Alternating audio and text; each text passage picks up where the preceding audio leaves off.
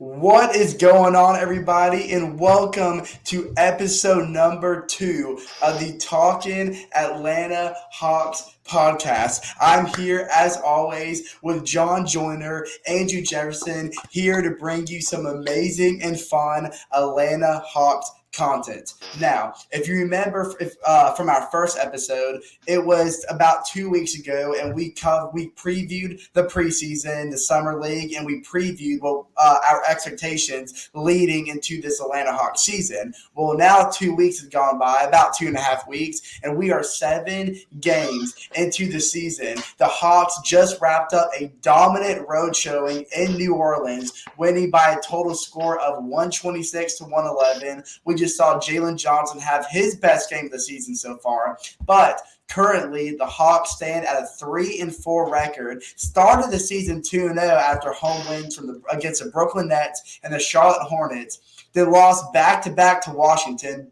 Back-to-back really tough losses. First lost a road game to the Thunder, then lost back-to-back to Washington, lost a close game to Sacramento at home, and then, of course, finally ended that 4-game losing streak with a road win against the Pelicans tonight. So, like I said, Hawks stand at 3-4. So right off the bat, it's been a very shaky, up-and-down season so far for Hawks. A lot of good, but also a lot of bad. But before I kick it off to you guys, one thing that I really want to preach, and something that we preached in our first episode when we were previewing the season, that one thing the Hawks have to improve on is defense. We know Quinn Snyder, he's one of the few coaches in the NBA right now that has over 400 wins, and especially what we saw with his time in Utah, Quinn Snyder's specialty is on the offensive side of the ball. He's an offensive mastermind. But what the Hawks have been lacking really the past couple of years, I'd say 2 to 3 years, is defense. So we needed Quinn Snyder to figure out a way to get this defense. And he did that, I feel like, with the offseason pickups of Dyson Daniels, who we are going to talk about, who has been absolutely amazing on the defense side of the ball. And also Larry Nance Jr., who's been a well-known defender in the league. So defense has been a lot better for the Atlanta. A lot better. Now, I think I'm going to kick it off to Andrew here first. Andrew, 7 games in the season, 3-4 record. We're going to start off with this. What are you liking the most about the Atlanta Hawks so far? Well, I just want to, just put some emphasis on what the Hawks had to face after starting 2-0. We got that big win against the Nets, who looking at the roster for face value looks very depleted, but they've got a stud in Cam Thomas that's quietly shaking up the league. And then you take a look at who the Hawks faced in that second game, LaMelo Ball. I mean, that battle between Trae Young and LaMelo Ball in Atlanta, both point guards going for 30+.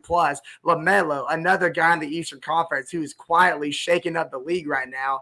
But we did get the big one there going 2-0, then had a very testy road game in Oklahoma City without, of course, Bogey, who is still expected to not make his return until late November or possibly early December. He just came off of surgery a couple of days ago, so we'll see how he heals from that. And then even Onyeka Okongwu, these last 2 games, that game before this one against Sacramento, and then here in New Orleans, he was absent. And then DeAndre Hunter, who we haven't seen since that second game against Charlotte. So the Hawks, they've all had a history, especially last year, of battling injuries. But Chase, the thing that I love the most is the resiliency that this Hawks is showing despite the injuries. And I think, like you said, Chase, it comes from those guys we picked up in the offseason. A big guy I want to name that we saw really for the first time in that game against OKC is Keaton Wallace. The big question mark that was surfacing the Hawks this season is, what are the Hawks going to do when Trae Young is off the court? Do they really have that rebound guard that can be a playmaker but an efficient scorer at the same time when Trae Young is not there? Because last season we tried to mismatch DeJounte and Trae Young off and on the court together, and basically it was either a coin flip of what the Hawks was going to be showing in that game. There was a consistency when Trae was off the court. Now with Keaton Wallace, the way that he's been playing, I feel like if I had to compare Keaton Wallace to anybody, it would be what the Hawks had had with Lou Williams in 2021. A guy who's not as explosive on offense, but has just as much as the same playmaking ability. And then another thing that I love from this Hawks team is the improvement on the defensive side of the ball. That's not to say we haven't struggled. That game against Sacramento at home, we struggled. That game in OKC, we struggled defensively in that fourth quarter. Both losses to Washington, we couldn't guard the paint without sending them to the free throw line. So there's still stuff that needs to be reserved. But what I saw in New Orleans today was the Hawks are causing turnovers. Trae Young is finding steals. And after we win the ball over, our transition to the offensive side of the ball is fluid. The ball movement we saw today against this Pelicans team was very, very well rounded.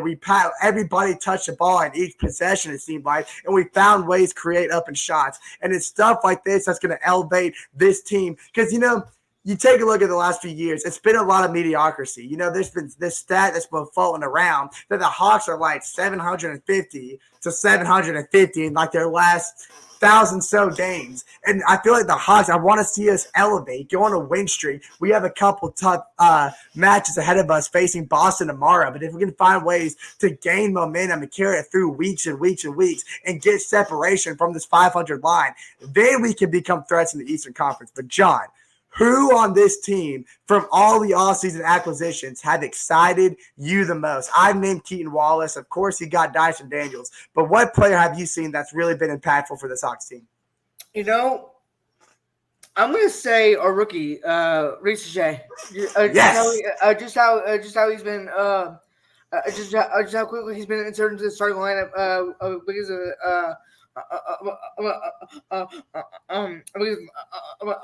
because of the injuries with Hunter and Bogey. I think he's done very well considering he's only 18, 19 years old. He's a rookie. Yes. It's only his fifth game of the season. He's slowly improving and slowly getting to where he needs to be, being the number one overall pick. But I think he's my favorite acquisition so far. Not to say that Keaton Wallace and Dyson Daniels haven't been playing bad. They haven't been playing bad. They've been playing well. But I've just been closely watching to see how the rookie does and see how he's adjusting to life here in the United States, and I'm sure Hawks brand of basketball. Hey, John, you're exactly right. And I actually want to comment on that statement there. Zaccharie, he's been a big headline for the Hawks heading to the season. Of course, with the loss of DeJounte Murray, a couple years ago, the Hawks trying to pair DeJounte be a duo that could spark something in Atlanta. But as we all know, and what we saw was proven on the court, is that you cannot have two ball-hungry players on the court together. That's always going to equal disaster. So what the Hawks front office did this past offseason, miraculously winning the number one pick in that offseason lottery, they want to find somebody who would be a great pairing for Trae Young, somebody that, could be a paint-dominant player, a great outside scorer, a good partner for Trae Young, but also someone who could be just as effective on the defensive end. And I don't think the Hawks have drafted anyone better than Zaccharie Risacher. I know this past draft class wasn't particularly strong compared to other draft classes. However, Zaccharie is such a special player. We saw what he did overseas in that French basketball league, and he made a comment earlier this week that kind of broke my heart. Me and Andrew were talking about it earlier, but he was talking to a reporter and he said, in France, I was the most athletic player in the league, but here in the NBA, I feel like just a regular guy. And I think what he meant by that, yeah, exactly. And I think what he meant by that was, over in France, Zaccharie is a build, and he's a type of player that league has never seen before. His size, he is 6'8", 200 pounds, a dominant player in the paint, a dominant player defensively, one of the best blockers in the league, a great shooter with his size. But then you come to the NBA, and it's hard to translate that talent because we have those type of players. Think of Chet Holmgren, think of Cat, think of Nikola Jokic, Kevin Durant. Kevin Durant, Victor Wembanyama. Like, we have those type of players in the league, so it's kind of hard to have that build and make yourself stand out. We see through 7 games, Zachary's stats so far, he's averaging 8 points, 3 rebounds, 1 assist, 1 block, but he's shooting 31%. Now, I know you see that 31%, you're probably thinking like, man, he's not off to a great start, but I completely disagree. Defensively, I think he's been dominant. We saw that tonight in New Orleans, had a couple nice blocks in the paint. Yes, he's shooting 31%, but what I love is he's shooting with complete confidence. I mean, he didn't shoot the ball well tonight at all, but towards the end of the game, he was letting it fly. And I think there's no way to get better in the NBA than to shoot. Some of the great coaches in the NBA, they'll tell you, if you're shooting the ball well, if you're not shooting the ball well, keep letting it fly. There's no way to get better if you don't shoot. And that's an aspect that Zaccharie is taking into this young season in his first year in the league, and that's something I love to see. And that's Joyner. Sorry, go ahead, Andrew. Oh no, you can pass it to Joyner. Good. Andrew, you there? Yeah. Can you hear me? I think we lost him a little bit. Oh, I'm still here. Oh, okay, sorry. You disappeared on my screen for a little bit, but we're all good. We have it back. Didn't mean to cut you off there. What'd you have to say, Andrew? No, you're good. I was gonna say you can pass it to Joyner first, and then I'll speak.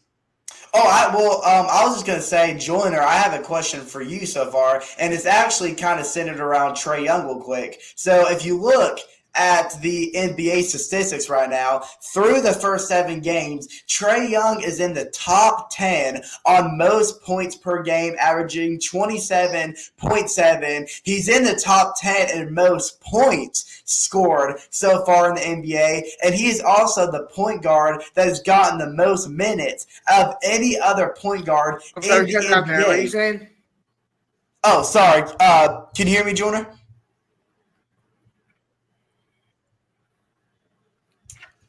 Sorry, excuse me, guys.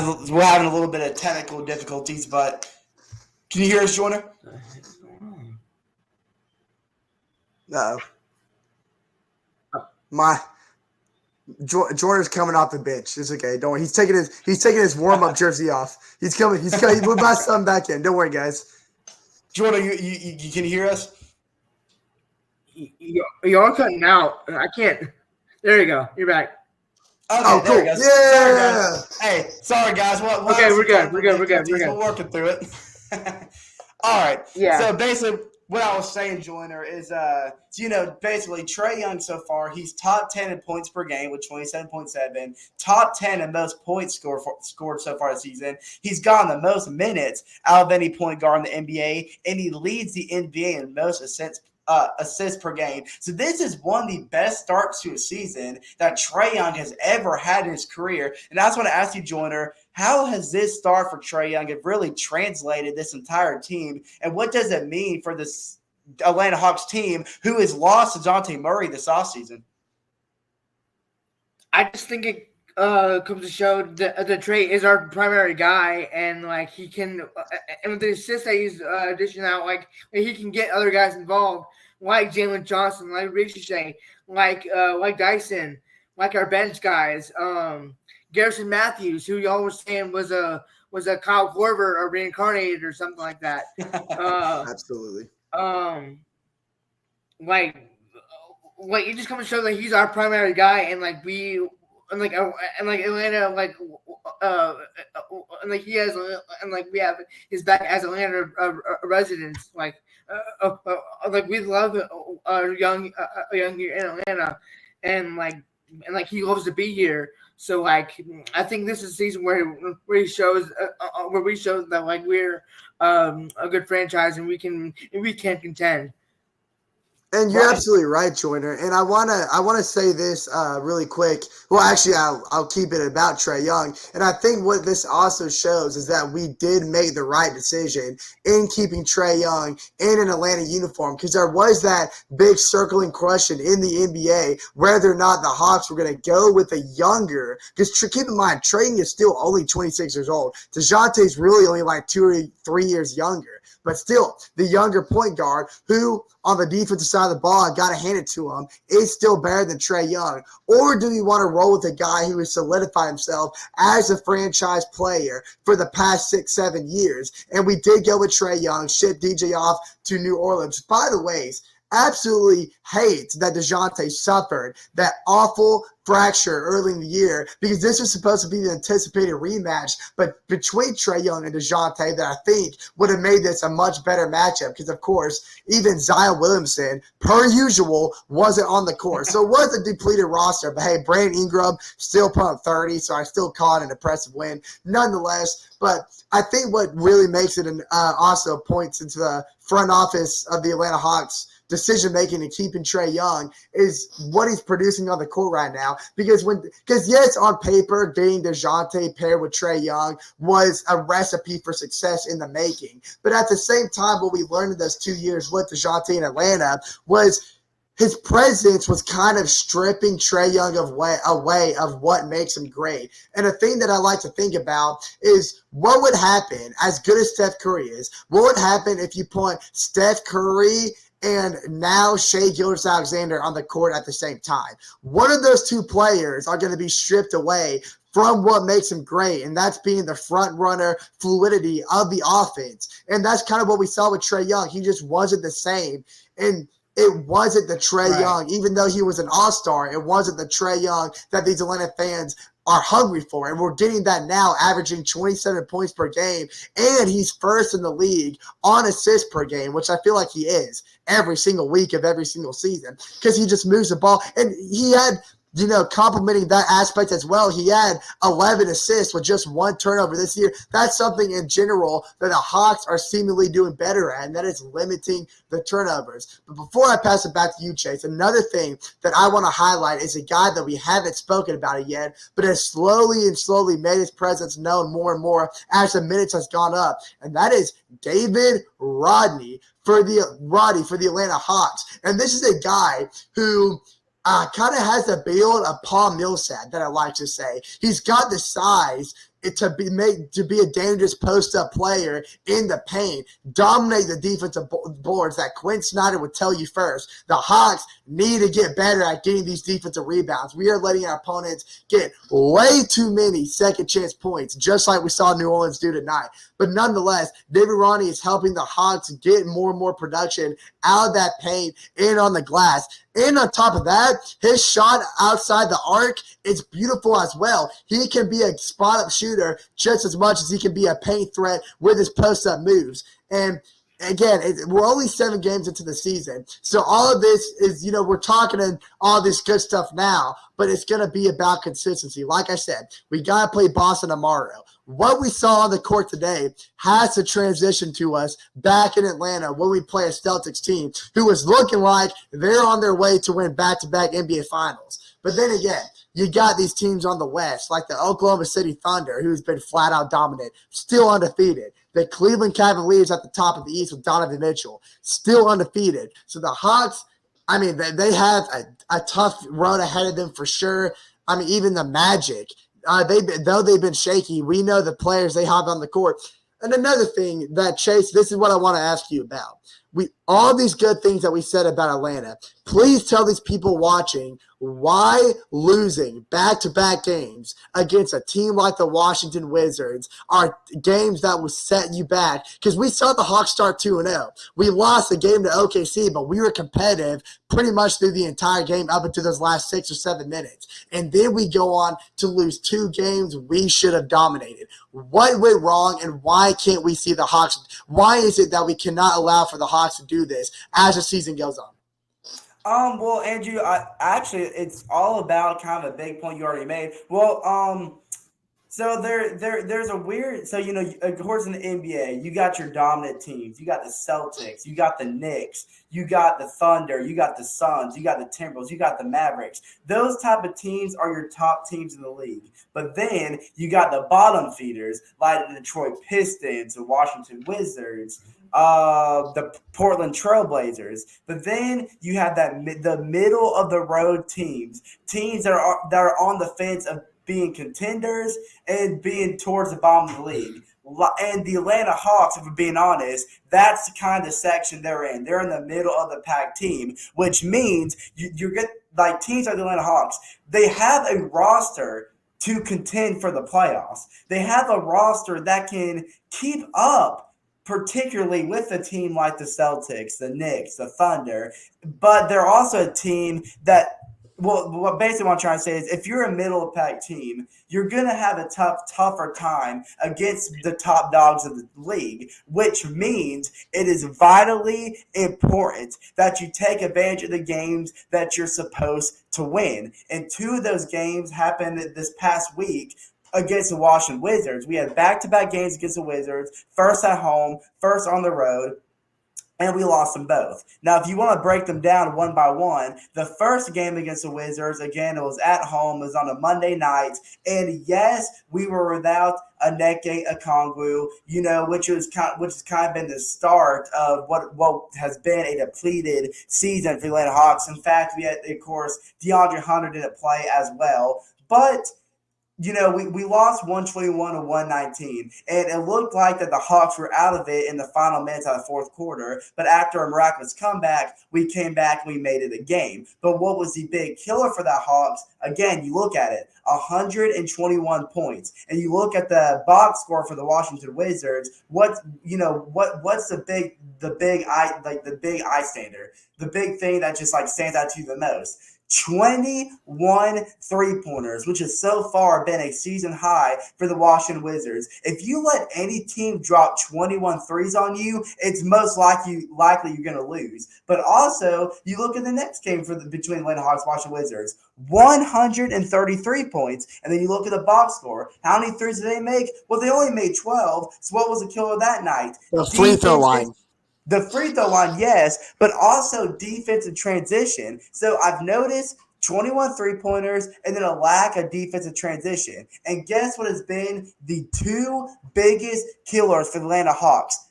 Open threes on the other end of the court and defensive transition. We've seen it all season long for the Atlanta Hawks. Defense, yes, I said it has looked better, but even still, when it comes to transition defense, it has just been lazy. Turnovers has still been an issue. Or when we turn over the ball, we're just not getting back on the other end of the court quick enough, which is leading to wide open threes on the other end. But even outside of transition defense, if it's just a normal defensive possession, we're getting beat on screens and we're not switching on defensive on the defense side of the ball well, which is causing us to leave players on the opposing team wide open. That has been a killer for us, and it's just it's something that Quinn Snyder still not figured out with this team. Yes, overall defense has been better on just solely normal defense possessions, but now there's a new problem. Defensive transition, a thorn in the Hawks side that Quinn Snyder's not yet fixed. And those are two of the biggest factors that led to the Hawks losing back-to-back games against the Wizards. Because if you look at tonight, for example, it got better. The Hawks played a great game defensively. We limited open looks. The Pelicans made a crap ton of threes, yes, but a lot of those were contested. But we did get a lot better at marking our man and not leaving them wide open. And transition defense was a lot better for the Atlanta Hawks. But like I said, if you're a middle-of-the-pack team like the Atlanta Hawks are, you've got to get better at winning the games you are supposed to win.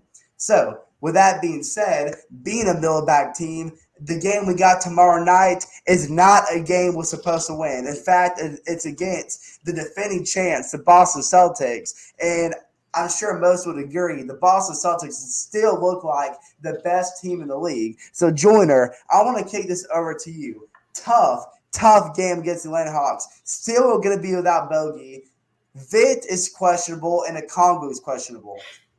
What do the Hawks need to do to pull off a miracle in Atlanta, in State Farm Arena, against the defending champs tomorrow night?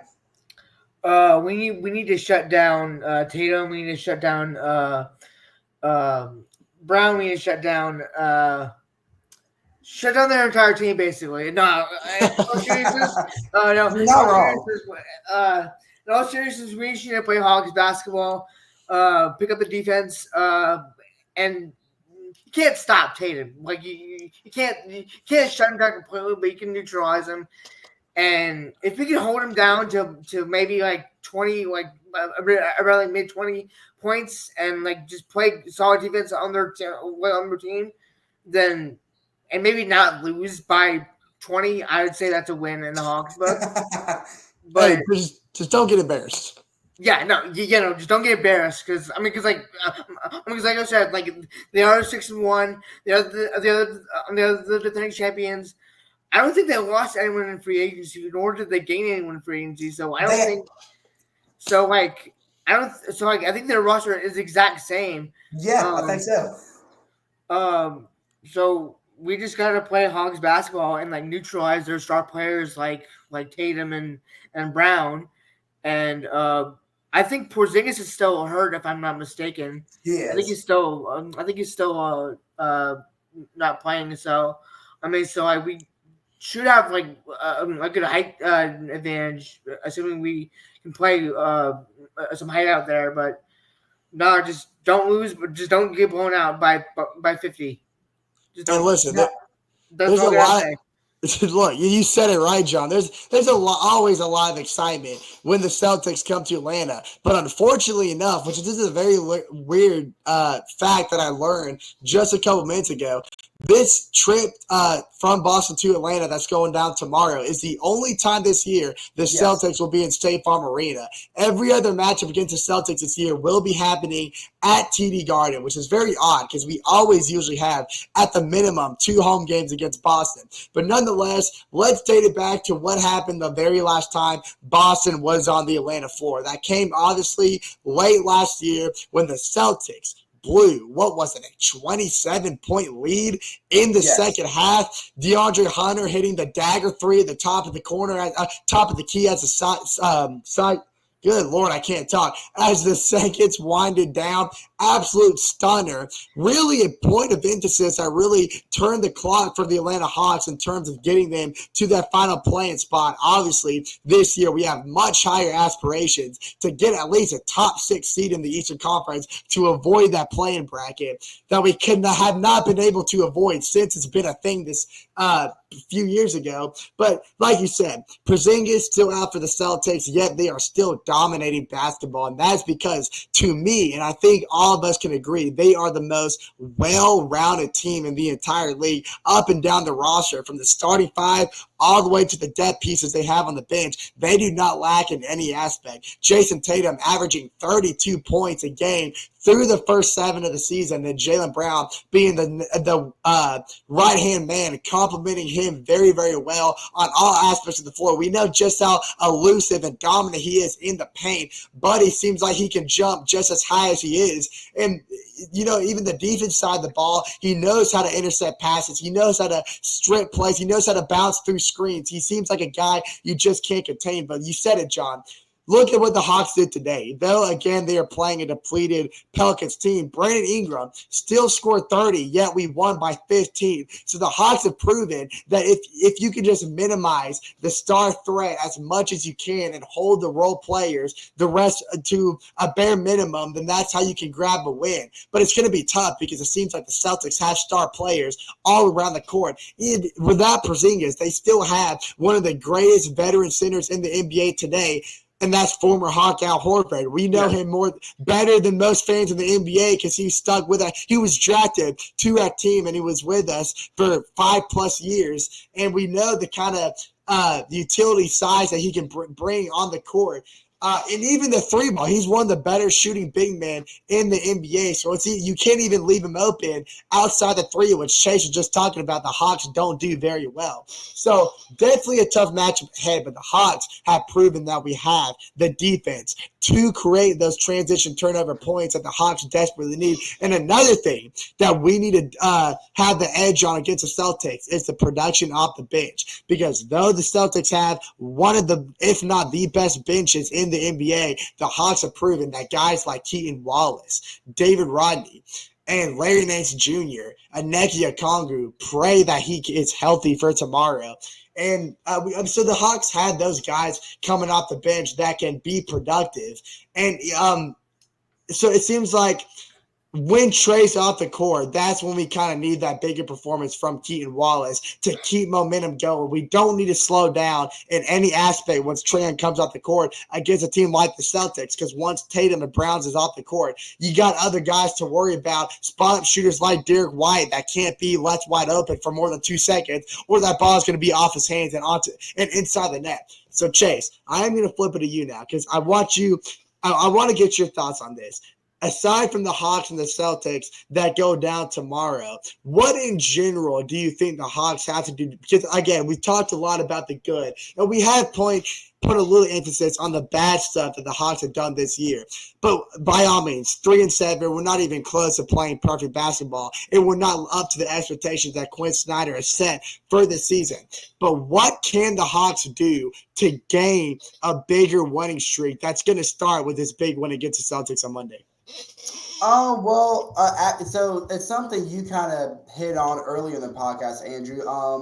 Like we've been talking about all podcasts, one thing the Hawks are already struggling on, it's something that hurt them last year, and it's something that's already hurting us this year, are injuries. Of course, we have Bogey that got that surgery. We're not going to see him for a couple more weeks. DeAndre Hunter's still shaking up. Okongwu missed his second game already tonight. Vid missed his second game already tonight. But there's, when you're facing a problem like that, you always have to find the good amongst these situations. And I will say that the good that has come out of all these injuries, if there is one, is that we've gotten to see more of players that could be big assets for the Hawks later down the road, like Keaton Wallace, like Roddy, like Larry Nance Jr. We've gotten to see more of Dyson Daniels. It's gotten Zaccharie Risacher time to start with the absence of DeAndre Hunter. And, of course, the more minutes and more experience that Zaccharie gets, the better he's going to become. So what this means is if the Hawks can continue to develop these players that could be big bench piece assets later in the year, then imagine when Bogey comes back and he gets a rhythm, when Okongwu continues to get healthier, when Vid continues to get healthier, then we can have these players that will normally start like DeAndre Hunter, and then big assets like Okongwu and Vid off the bench. Imagine how well the Hawks will get meshed together once those players get in rhythm, and then players like Keaton Wallace, Dyson Daniels, Larry Nance Jr., Zaccharie Risacher, who already had time to thrive, if they can continue to build their game, and then these players who are injured come back and get in rhythm, imagine how much more of a complete team the Hawks could become. And I think building the good off of a problem like injuries, it's something that could really help boost this Atlanta Hawks team later down the road, because something new the NBA's come up with, this new in-season tournament that happens early in the year. That's something that the Hawks can use as a chance to allow these young pieces to compete, get into that competitive mindset. Obviously, you want to compete every day, but when you have something like the in-season tournament, a trophy these teams can compete for, I like that it's early in the year because it allows this team to go ahead and get into that competitive mindset that can help bolster them throughout the rest of the season. And it's fun for like players like Zaccharie Risacher, who's coming into the league. This is something that's new to him. Obviously in France they don't have an in-season tournament, so it's something new that it can help a young player like him go ahead and get into this competitive mindset. And I think it's just something that could really help the Hawks later in the years. Sorry, excuse me. Run out of breath here for some reason, but we're heading towards the end of the second episode of the podcast. So I'm going to go ahead and bring up one more topic to kind of end this episode, and I'm going to start with you, Joyner. So we've wrapped up, the Hawks dealing with injuries. We wrapped up, this 3-4 start, what we liked, what we disliked. So Joyner, I want to ask you this question. Out of all the players that we've kind of that the Hawks have showcased so far this season, who would you say has been the biggest surprise player for the Atlanta Hawks this year? I think the obvious answer is one I'm going to say is the one is number one, Jalen Johnson. Dude, Talk about Jalen Johnson here, because heading into the season, matter of fact, in the first episode, we talked about how excited we were to see Jalen Johnson and the bigger role that he was going to play for this Atlanta Hawks team. So kind of touch on that, Joyner, and just how he's hit the ground running these first couple of weeks of the season. I think the one thing is, which is this sort of like odd, I guess, but like, and I think he made this like Instagram post, but like I think he was working out with King James this summer. So okay, I saw that. So I think that's like a big part of it. I mean, because obviously, like, it's like obviously, like, that's LeBron, like the best player in NBA history. LeBron's gonna make you better. So like, obviously, like just like picking LeBron's brain, like I think that helped him, like messing with Trae Young some more. Like obviously that helps. It's gonna help, especially without us having John Collins for the second year in a row. Like, like chemistry just got better with like the lobs and all the like pick and rolls they're gonna do. Like he just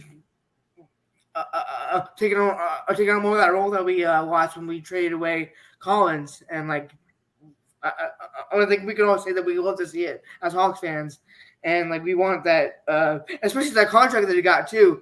The contract, like he's living up to that contract 100%. Money motivates people. That's not exactly. Money motivates people. Look, absolutely. When you get a contract like that, you got to show everybody on the court why you deserved that big contract extension. I think we can all agree that so far this season, Jalen Johnson has done more than just prove why he deserved that big contract. But Andrew, I'm going to ask you the same question to wrap up this podcast. Who has been the biggest surprise player in the Hawks so far this season? Biggest surprise player to me has been Dyson Daniels, because I mean, obviously, when we got that offensive acquisition, we had a lot to go off Dyson Daniels, and it wasn't a lot offensively. It was actually a lot on the defense side of the ball, because he was the defensive guard for New Orleans alongside Jose Alvarado to produce those steals and transition points. But I wasn't really sure what his role was going to be in Atlanta aside with Trae Young, because it's kind of hard to determine what any side piece with Trae Young is going, what kind of production you get out of them after seeing the mess that happened between Trae Young and DeJounte Murray. But it's kind of like a fresh of breath air. And Trae Young said it after the second game of the year, that everyone around me this year just makes my job easier. And that's exactly what Dyson Daniels do, because he brings this such a great defensive presence that Trae Young feels a little more relaxed, that he can be more aggressive on the offensive end, knowing that he's got a guy like Dyson Daniels on the other side of the court at the top of the key with them to put pressure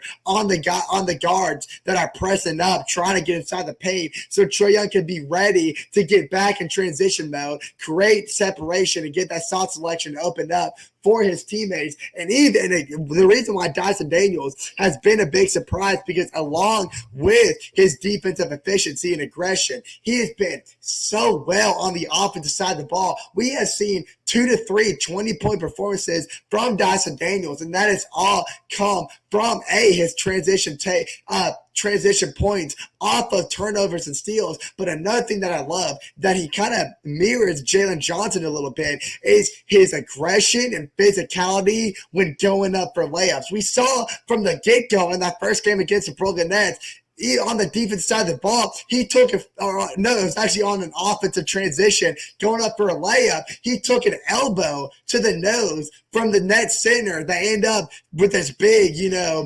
push and shove fast and, behind one of the goalposts that, of course, resulted in the ejection and a flagrant foul. But he's not afraid to go up with contact with, again, can either result in him going to the free throw line after an and one, even if it's a missed shot, still get 2 points out of it. But it just shows that he's got the physicality. And for such a young player, I absolutely love to see that kind of act on the court. And I feel like, Trae Young even just said it, like I just mentioned ago. He complements Trae Young's game so well and just makes the players around him feel much more comfortable to do what they're set out there to do when he's got that physicality aspect. And I feel like we see a lot of guards, especially in the NBA, kind of lack that sort of side to their game, especially Trae Young, because as much as I love Trae Young, I've got to admit, in the first 7 years, he has not been the defensive guy that we kind of hoped him. I mean, obviously, defense is not a strong suit, but we have seen him be a little lackluster on the defense side of the ball. But with guys like Dyson Daniels, he doesn't have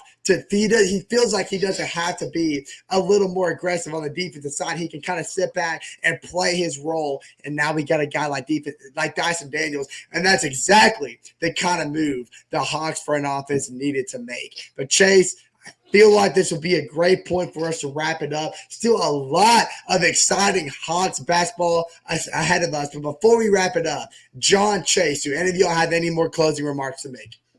I kind of just want to ask Chase the same question that you asked us. Like, Chase, who's your guy? Okay. I know. Who's your guy? I was about to say, Andrew, I guess you don't want to know who my surprise player is. Who's My Chase's guy? bad. You're right. My bad for the disrespect, Chase. Hey, thank you, John. See, John was interested in what I had to say. I appreciate you, John. Look. I pay you respect, Chase. Look, aside from Jalen Johnson, who we caught daddy on the show, aside from Dyson Daniels, Big D Dyson, who gives you the biggest? The biggest stiffy. Let's point at that thing. Who gives you the biggest stiffy, Chase? When you're watching Hawks basketball, who gives you the biggest stiffy, Chase? Andrew, I thought you never asked. No, me, Andrew, and John, we have a Talkin Atlanta Hawks group chat that we talk about the Hawks game as it's going on, and we said his name a lot during the New Orleans game today. And in fact, we said it a lot the other night against the Sacramento Kings. He has been a guy who's come off the bench. His minutes has gone up and up through these first couple weeks of the season due to the absence of Bogey Bogdanovic. That is Mr. Kyle Korver 2.0 himself, Garrison Matthews. And, I just talked about it a couple minutes ago.